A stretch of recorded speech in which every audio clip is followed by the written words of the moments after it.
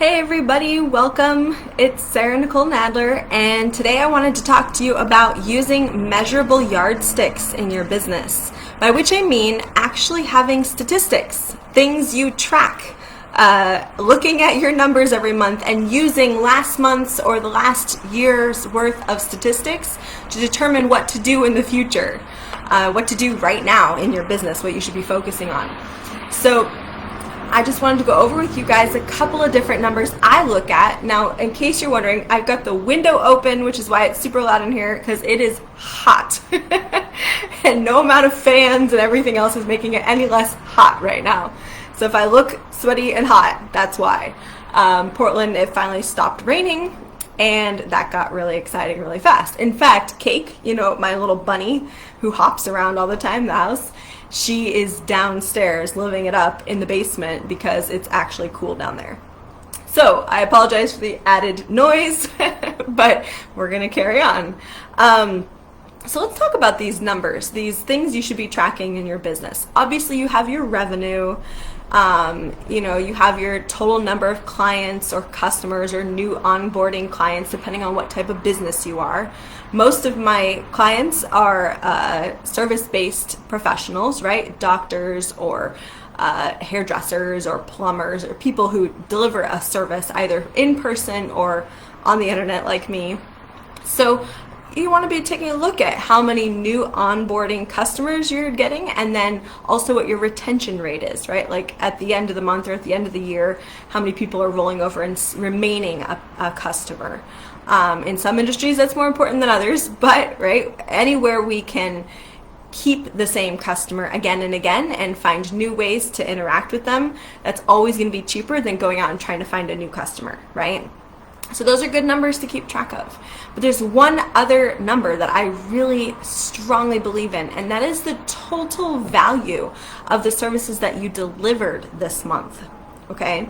That's a good number, and it may not completely line up with the amount you collected or your revenues, right? A lot of us are having payment plans in our business, or a person puts down a deposit and pays the rest at the end of the project. So that income may be going up or down, but we want to keep that total production, meaning we call it a production graph, but it's that value in dollar amount of the services you delivered. So let's take my wedding business, right? I've been in the wedding industry for 10 years, and I still do weddings on the weekends on the side.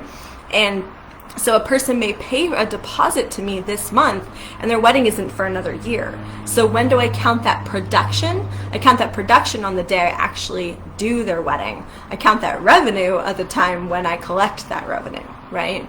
So these are good graphs to take a look at, because you can see what you have in undeliverables, and you can also judge what your income is likely to be in the future based off of the production that you created now if you collect later, right?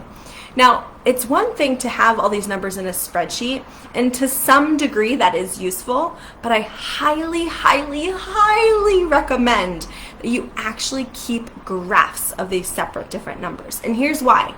There's a whole subject called statistical management. And when you do statistical management of your business, you can start making some seriously smart business decisions, because based off of the trend that your graph is taking, you can continue successful actions or knock that shit off right now if it's not working, right? So the recommendation I have for you is go to usemystats.com. I'll drop a link below this video after we're done here. Usemystats.com and sign up for their little app, because it is an amazing software program. I use the free version. A lot of my clients use the paid versions only because they have larger businesses and they need, right, many employees. They actually need to have lots of different graphs. For me, as a solopreneur, it's not that necessary. I just have me and one assistant. I don't need a lot of graphs, so I use the free version, and the free version is amazing. Has all the same functionality as the paid version. It just gives you less graphs to keep track of, which is great for me because I don't need that many.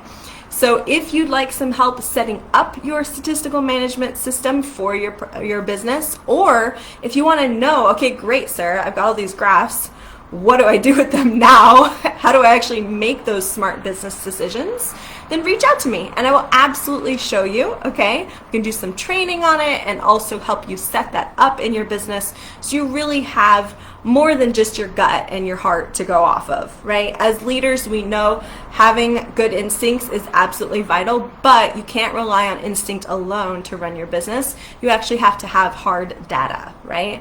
So hopefully you guys have found this a helpful video. Comment below for me. Let me know if there's any questions you have or anything you hope I'll cover next week.